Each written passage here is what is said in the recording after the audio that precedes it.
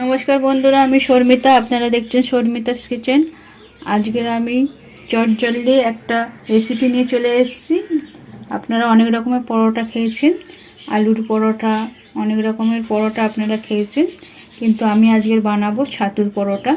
ছাতুর পরোটার জন্য আমি নিয়ে নিয়েছি ময়দা, বড় কাপের 3 কাপের মতন ময়দা নিয়ে নিয়েছি, চিনি নিয়ে নিয়েছি, সাদা তেল, ছাতু, ভাজা মশলা, ধনে জিরে আর শুকনো লঙ্কা দিয়ে আমি শুকনো কড়াইয়ের মধ্যে নেড়ে ছেড়ে ভেজে গুঁড়ো করে নিয়েছি।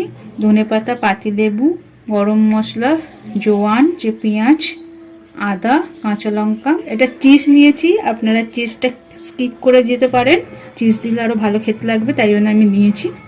চলুন বন্ধুরা, তাহলে আমি ময়দাটা মেখে নিই। ময়দা মাখানোর জন্য স্বাদ মতন নুন নিয়ে নেব, অল্প পরিমাণ চিনি দিয়ে দিলাম, আজওয়ানটা এইভাবে করে দিয়ে দিচ্ছি। একটু মচমচে, ভালোভাবে মচমচে যাতে হয় তার জন্য আমি ময়াম দিয়ে দেবো, সাদা তেল। ভালো করে মেখে নিতে হবে। এরপর অল্প অল্প করে আমি এর মধ্যে জল ঢালবো। এইভাবে করলে এটা ছেড়ে যাবে না। আমার ময়ামটা ভালোভাবে হয়ে গেছে, আমি এর মধ্যে অল্প অল্প জল দিয়ে ভালো করে ময়দাটাকে মেখে নিই।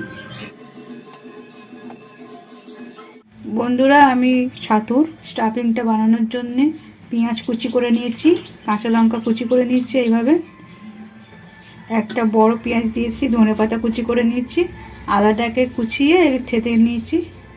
এর মধ্যে দিয়ে দেবো এবার চিজ, মধ্যে দিয়ে দেবো আমি ছাতু, দিয়ে দেবো লেবুর রস। একটা মিডিয়াম সাইজের লেবুকে আমি হাফ করে কেটে সেই রস দিয়ে দেবো। দিয়ে দেবো স্বাদ মতো নুন, ছোটো চামচ 1 চামচ ভাজা মশলা দিয়ে দিলাম, দিয়ে দেবো গরম মশলা গুঁড়ো। সব কটা এবার আমি মিশিয়ে নেব, মিশিয়ে হালকা হালকা করে জল দিয়ে আমি একটা স্টাফটা বানিয়ে নেব।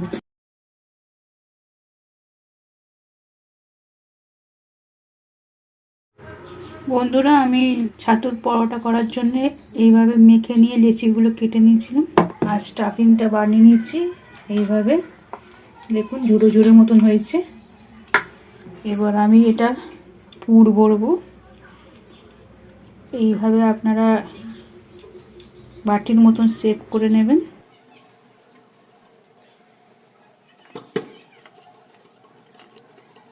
দেখুন কত সুন্দর স্টাফিংটা হয়েছে, ভালোভাবে পুর ভরা যাচ্ছে। আমি একটু বেশি করেই দেব পুরটা। এভাবে গোল করে নিয়ে মাঝখানে দিয়ে ভালো করে মুখটাকে সিল করে দিতে হবে যাতে বেরিয়ে না যায়। এইভাবে মুখটাকে করে নিলাম, নিয়ে একটু ঘুরিয়ে দিলেন। এইভাবে আমি সব কটা এইভাবে পুর করে নেব। চলুন বন্ধুরা, আমি এইটাই এখন বেলে নিই। একটু ময়দার গুঁড়ি নিয়ে নিলাম যাতে ভালোভাবে বেলা যায়। যেমন আপনারা রুটি বেলেন সেরকমই গোল করে নিতে হবে, আস্তে আস্তেভাবে বেলে নিতে হবে। আলতোভাবে করে বেলবেন যাতে স্টাফিংগুলো না খুলে যায় আর রুটিটাও গোল হয় যাতে। এইভাবে হাতটাকে ঘুরিয়ে ঘুরিয়ে আস্তে আস্তে করে বেলবেন, দেখবেন রুটিটা কত সুন্দর গোল হচ্ছে।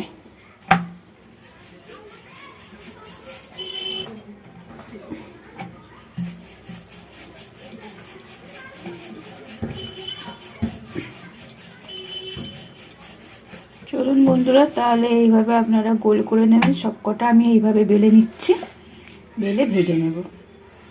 বন্ধুরা, আমি এটা কড়ার মধ্যে করছি, আপনারা চাটুর মধ্যে করতে পারেন। এবার রুটিটা দিয়ে দিলাম, এপিট ওপিট করে সেঁকে নেব। বন্ধুরা, আমি উপর পিঠটা উল্টিয়ে নিচ্ছি। এইভাবে হালকা ভাজা হয়ে গেছে, এইভাবে পরের পিঠটা ভেজে নেব।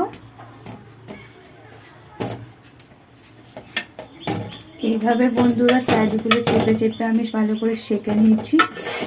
দুদিকে আপনারা এইভাবে সেঁকে নেবেন। দেখুন কত সুন্দর সেঁকা হয়েছে।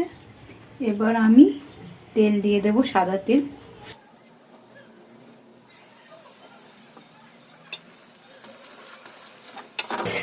এবার ওপর পিঠটা উল্টে দেবো, দিয়ে আর একটু সাদা তেল দিয়ে দেবো।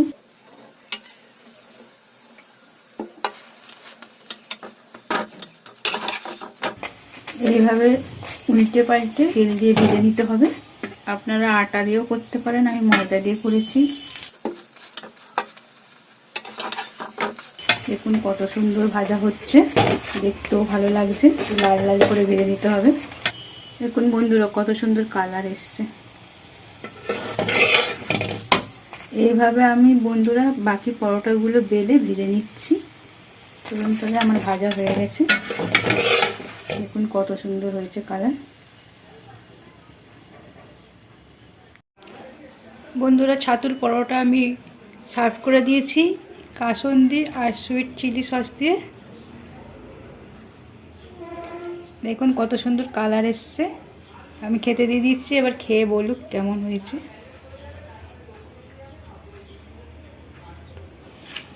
ছাতুর পরোটা নরম তুলতুলে হয়েছে। এই দেখুন ছাতুর স্টাফিংগুলো ভেতরে আছে, দেখাই যাচ্ছে। এই দেখুন, চলুন দেখি এবার খেয়ে কিরকম লাগে। শুধু আগে খাই। টকটক ঝাল ঝাল হয়েছে, টকটক ঝাল ঝাল হয়েছে, সুন্দর লাগছে খুবই খেতে। যেহেতু ছাতুটা খুব সুস্বাদু হয়, ছাতুর পরোটা খুব ভালো লাগে খেতে। আপনারা এখন বাড়িতে বানিয়ে খাবেন। খুবই নরম হয়েছে, যেহেতু লেবু ইউজ করা হয়েছে ওই জন্য একটু টকটক হয়েছে, খুব সুন্দর লাগছে খেতে। ময়ামটা ভালো করে মাখলে এরকম নরম আপনারা ছাতুর পরোটা পাবেন। আর সঙ্গে সুইট চিলি সস, খেতে খুব সুন্দর লাগছে। আপনারা আচার দিয়েও খেতে পারেন। আজকের রেসিপিটা বন্ধুরা যেরকমভাবে দেখালাম আপনারা ঠিক সেরকমভাবেই প্রথম থেকে শেষ পর্যন্ত ভিডিওটাকে ফলো করবেন আর বাড়িতে বানাবেন। আর আপনাদেরটা কেমন হলো সেটা কমেন্টে অবশ্যই বলবেন। আর আজকের আমাদের এই ভিডিওটা আপনাদের কেমন লাগলো সেটাও কমেন্টে অবশ্যই বলবেন। চটজলদি রান্না আছে, বাড়িতে কোনো গেস্ট ফেস্ট আসলে তারা ওর জন্যে আপনারা এই রেসিপিটা বানিয়ে খাওয়াতে পারেন সঙ্গে সঙ্গে। আর কোথাও যদি ঘুরতে যান, ট্রেনে ফ্রেনে জার্নি করে, তখন এটা নিয়ে যেতে পারেন, খারাপ হবে না, দুদিনের মধ্যে থেকে যাবে। কাসুন্দি দিয়েও খুব সুন্দর লাগছে খেতে। তাহলে বন্ধুরা শেষ করি ছাতুর পরোটা। অন্যান্য দিন আগামী দিনে আরও নতুন নতুন ধরনের রেসিপি নিয়ে আপনার সামনে হাজির হয়ে যাব। আর যারা এখনও পর্যন্ত আমাদের চ্যানেলটাকে সাবস্ক্রাইব করোনি কিন্তু চ্যানেলটাকে ফলো করছো, দেখছো, তাদেরকে বলছি চ্যানেলটাকে সাবস্ক্রাইব করে নাও। বেল আইকনটা অন করে দেবেন যদি আমার ভিডিও নতুন কেউ দেখে থাকেন।